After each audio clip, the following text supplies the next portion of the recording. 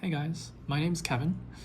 I'm here basically to demystify Graham's number. You might have heard what it is or you might have heard some people talk about it on social media, or just popular media like TikTok, YouTube, and a lot of people just know it as like a really, really large number. Typically, like one or two things is said about it, such as if you try to envision it properly, your brain would collapse into a black hole given the mass it would need, or you can't write out the digits in the observable universe, even if you use like the smallest unit of measurement possible. Both of those things are true, but you'd kind of get to that point long before you ever got to Graham's number. And I kind of just want to like explain what it is and how you get there. So without further ado, and this is kind of ad hoc, so forgive me if there's any like weird pauses, because I'm honestly trying to think of what to say. Anyways, without further ado, I'm gonna go ahead and start with something everybody should know. So if you have a number and you want to make a big number, right, you would increase that number. And what's like the most basic form of increasing a number that you can think of? I think most people would probably jump to like addition. So let's go ahead and start with like, let's say 3, right? And we want to add something to it to make it bigger. Let's add 3 to itself. Let's keep it simple. Let's say 6 isn't enough. We want an even bigger number, right? Just keep on adding 3. Well, this eventually is going to be really cumbersome to write out. You don't want to add 3 over and over and over again if you're trying to reach like 1,000. You want to find something a little bit more compact. And we can kind of figure out a way to notate repeated addition. I think everybody knows where this is going. It's going to be multiplication. So 3 to the 3, same as 3 plus 3 plus 3, right? So let's say 9 is not big enough. 9's just, we want something bigger. Okay, we're size queens. We keep on multiplying 3 by 3 by 3 by 3, and it's pretty good. You get 27, 81, 243, etc. But we really, really want those like gigantic numbers, right? With hundreds of digits. Well, we're not going to get there just by multiplying, or it's going to take a long time. So luckily, we have, again, a way to simplify repeated multiplication. Exponentiation. And I think for most people, this is where the limit of their like math classes took them in high school. And to be fair, I think that's a really good place to stop, because beyond exponentiation, you're not really going to use any number that can't be represented by it in real life. Even in physics, like the largest numbers, what's it called, like the Poincare recurrence number or something, like that's not really too far advanced in terms of like needing to figure out a way to like repeat exponentiation many times. It'll just never get there in real life. So beyond this is all like only for theoretical math. Anyways, let's assign like the tier of rate of increase for addition as like tier 1, right? Just say function 1. And let's say multiplication is like tier 2 and exponentiation is tier 3. Well, if exponentiation isn't enough, because we're crazy and we want a stupidly huge number, we're going to repeat exponentiation. What does that look like? Well, something like this, right? And the number of exponent towers that you have here is going to be represented cleanly by a number. We'll get to that in a little bit. Let's say that this is tier 4. This is actually called tetration. And tier 5 is called pentation, which is repeated tetration. Tier 6, it's called hexation. So on and so forth. You can kind of see like the prefixes: tetra, penta, hexa, 4, 5, 6, 7, 8, 9. You can just attach the prefixes to that. Let's do a page change. All right, so when we want to repeat the previous operation, and we've already gotten to exponentiation, the notation that mathematicians or just people in general typically use, it's called Knuth's sub-arrow notation. So you might have seen this used before. This is going to be the base number for Graham's sequence. We'll get to that later. I will explain first what the up arrow notation means. So I forgot I could erase, actually. What a nifty tool. Anyways, let's go with a up arrow, let's say n, b, where n represents the number of up arrows, or in between a and b. This means you're going to see b instances of the base number a operated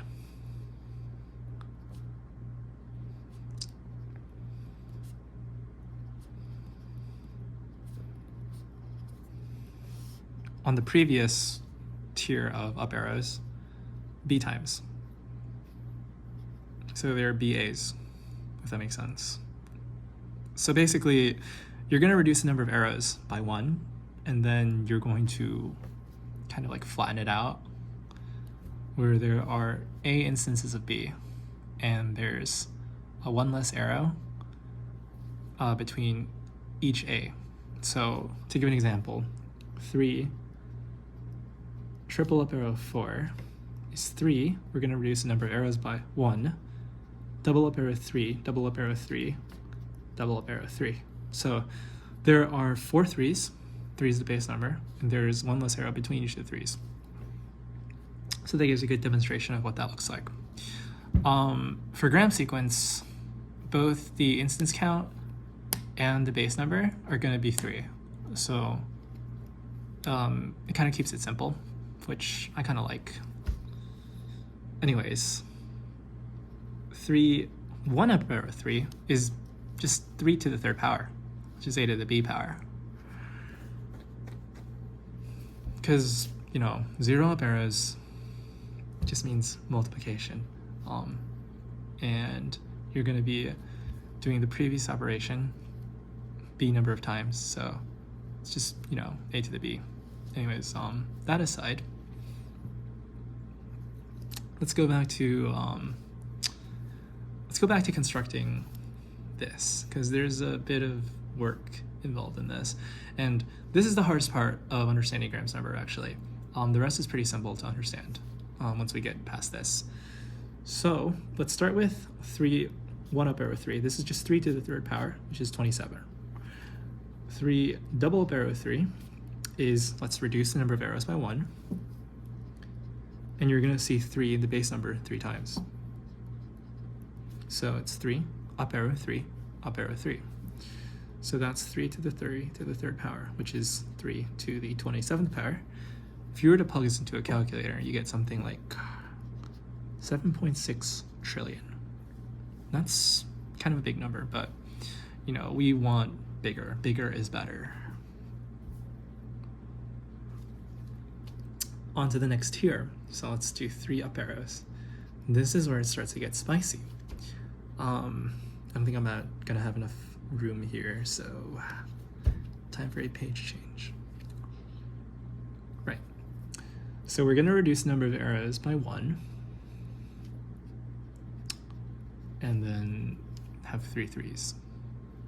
So this is 3 double up arrow 3 double up arrow 3. So if you remember from the previous page, 3 double up arrow 3, 7.6 trillion. So this is in fact equal to 3. Yeah. Let me just make the equation proper really quick. Anyways, 3 double up arrow 7.6 trillion, which is, again, we can simplify this, or we can expand this by reducing the number of arrows by 1, and then doing the second number of the base number. So 3 up arrow 3 up arrow 3, 7.6 trillion times. Whew. That's a lot. This basically is a power tower of 3s.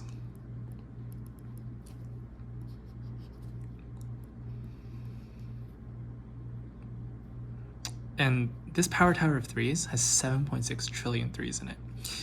To give a little perspective on how fast tetration scales, tetration is double up arrow, by the way, on how fast tetration scales, 3 to the 3 to the 3 to the 3 is already 3 to the 7.6 trillion. This is larger than a Google, and you can kind of prove that by, because this is equal to 27 to the 7.6 trillion divided by 3, or this is larger than 27 to the 2.5 trillion power, and this is obviously bigger than this. So anyways, if you add another 3 onto that power tower of 4, remember this is this, which is larger than a Google by a lot. This is larger than a Googleplex by a lot. And I think Googleplex is probably the most like well-known large number, like the largest well-known number out there. So just 5 3s in a power tower is already larger than that. And we have 7.6 trillion of them. And this is only 3 up arrows. The next one gets really crazy. And I'm not sure if I have enough room on this page, but I'll try. This is equal to, again, reduce the number of arrows by 1.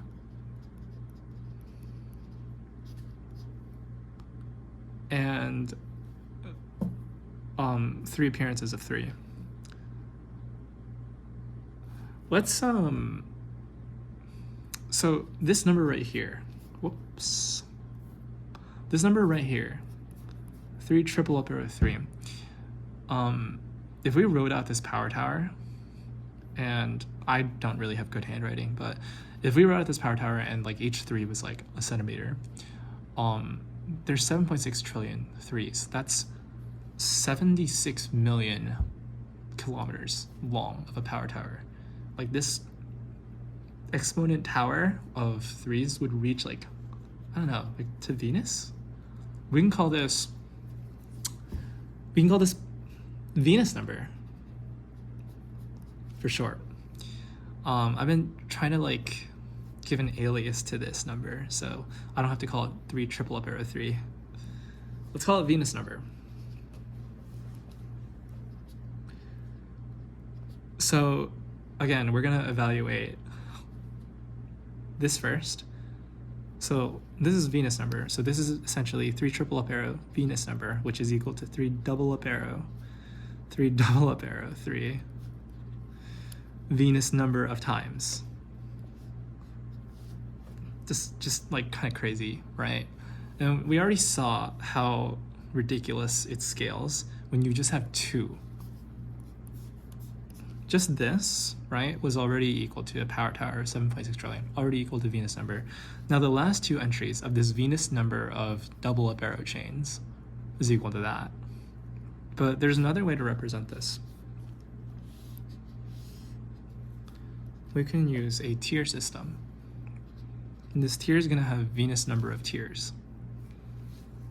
So the first entry in this tier is going to be 3. The next entry, we're going to feed the 3 to the number of 3s in the next power tower. So this is tier 2. Now tier 2 gets fed into tier 3. That's the number of 3s in the next power tower. You might recognize this as 7.6 trillion. And you might recognize this as a Venus number. This is only the first 3 tiers. See how fast it grows. This number then gets fed in to tier 4. That's a number of 3s in the next tier in this power tower. This is just tier 4. You have a Venus number of tiers. You're going to recurse this Venus number of times. The last power tower is going to be equal to this number. 3 quadruple up arrow 3, the hexation version. So this number, as we mentioned earlier, is going to be your base for Graham's number. So g of 1 is going to be equal to 3 quadruple up arrow 3. Just a crazy number. Also, remember the introduction, I mentioned the black hole thing and the observable universe? Well, to be completely honest with you, I think this number right here is already unwritable within the observable universe. And if your brain tried to conceive the digits, it would collapse into a black hole. So, you get there way before Graham's number.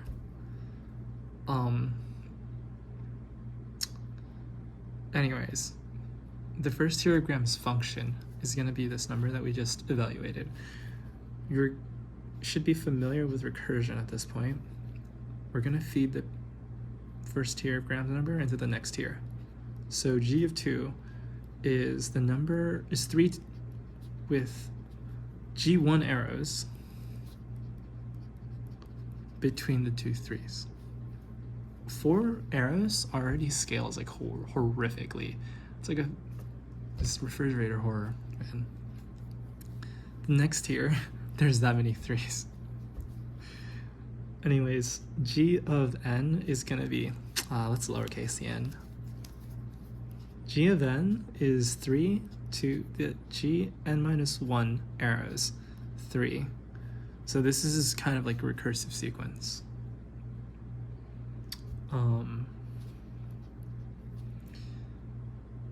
So Graham's number is G64. This number, I think, it was originally an upper bound to a dimension proof, and I think they reduced the upper bound significantly, like way lower than Graham's number. So I don't know if this has any more extra significance beyond just being like an iconic number. Obviously you can get larger than Graham's number by going to like Graham's number 65 or Graham's number of 66. You could also practice some recursion. You can feed Graham's number back into itself, right? So like Graham's number to the tier of Graham's number. And then you can recurse it again and again. And you can do this Graham's number of times.